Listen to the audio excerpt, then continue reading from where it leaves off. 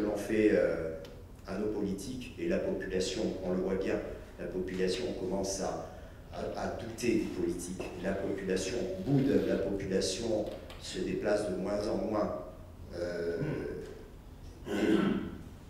Je pense qu'il faut compter sur des hommes comme Stéphane pour amener un renouveau, pour amener autre chose, pour nous amener à réfléchir autrement.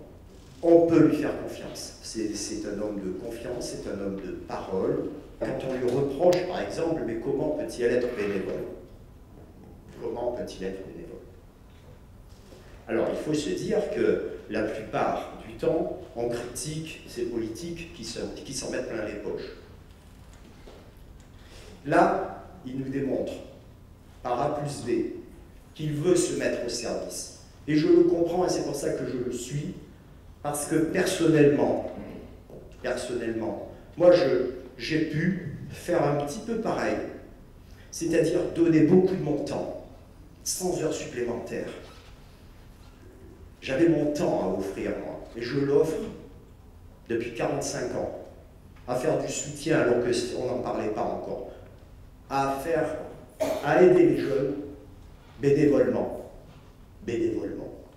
Alors bien sûr, il y a eu des syndicats qui sont venus, qui m'ont dit « Ah oui, mais attends, nous on se met parce qu'on en fait trop et on est mal payés, les petits instituteurs. » J'ai dit « Écoutez, la liberté, c'est de faire ce que l'on doit, ce que l'on sent. » Donc je comprends d'autant mieux Stéphane.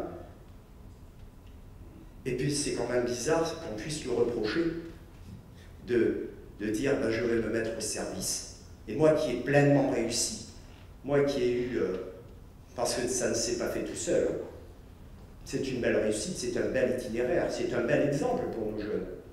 Au contraire, on devrait dire, regardez, c'est fait tout seul, et ça a marché, ça peut marcher.